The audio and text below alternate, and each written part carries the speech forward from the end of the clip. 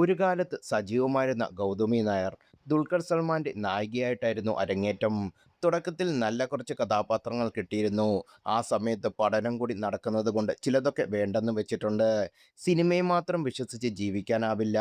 എല്ലാ വെള്ളിയാഴ്ചയും ഓരോ പുതുമുഖം വരും എന്നൊക്കെ കേൾക്കാറുണ്ടല്ലോ. ഇതിൻ്റെ ഒരു പാഷനായിട്ടാണ് കണ്ടത്. എൻ്റെ ലോകം ഇതായിരുന്നില്ല. അങ്ങനെയാണ് പഠനത്തിൽ ശ്രദ്ധിച്ചത്. നല്ല സിനിമകളൊക്കെ വരുന്നത് ക്രൂഷ്യൽ ടൈമിലായിരുന്നു. യൂണിവേഴ്സിറ്റി എക്സാം സമയത്ത് വന്ന അവസരങ്ങളൊക്കെ വേണ്ടെന്ന് വെച്ചിട്ടുണ്ട്. ഒരു വർഷം ഇനിയും കുത്തിയിരുന്ന് പഠിക്കേണ്ടി വരുമല്ലോ എന്നോർത്തായിരുന്നു പലതിനോടും നോ പറഞ്ഞതും. ഞാൻ അഭിനയിക്കുന്നില്ല എന്ന് ഞാനായിട്ട് എവിടെയും പറഞ്ഞിട്ടില്ല. കുറേ നാൾ കാണാതിരിക്കുമ്പോൾ അവിടെ സിനിമ ചെയ്യുന്നില്ലെന്ന് എല്ലാവർക്കും വിചാരിക്കാമല്ലോ. പിന്നെ കോണ്ടാക്റ്റ് കുറവായിരുന്നു നേരത്തെ. വണ്ടു ടോക്സിക്ക് യൂട്യൂബ് ചാനൽ നൽകിയ അഭിമുഖത്തിലായിരുന്നു ഗൗതമി വിശേഷങ്ങൾ പങ്കുവച്ചത്. ഒരേയൊരു അവസരം വേണ്ടാന്ന് വെച്ചതിലാണ് സങ്കടം തോന്നിയത്. ആ ചിത്രം സൂപ്പർ ഹിറ്റായിരുന്നു. അത് ഏതാണെന്ന് ഞാൻ എന്തായാലും പറയില്ല. ഇടയിൽ സിനിമകളൊക്കെ അങ്ങനെ കാണുമായിരുന്നു. ജീവിത സാഹചര്യമൊക്കെ കുറച്ച് പ്രശ്നങ്ങളായിരുന്നു. ഇപ്പോൾ വീണ്ടും സിനിമകളൊക്കെ കാണാൻ തുടങ്ങിയിട്ടുണ്ട്. കാക്കി സർക്കസ് വെബ് സീരീസുമായി തിരിച്ചെത്തുകയാണ് ഗൗതമി ഇപ്പോൾ.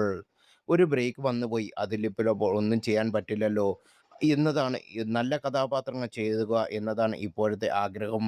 സ്ക്രീൻ സ്പേസ് മാത്രമല്ല, എൻ്റെ കഥാപാത്രത്തിൽ എന്തെങ്കിലും ചെയ്യാനുണ്ടെങ്കിൽ അത് ചെയ്യുക. അതാണ് ഇപ്പോഴത്തെ പ്ലാൻ.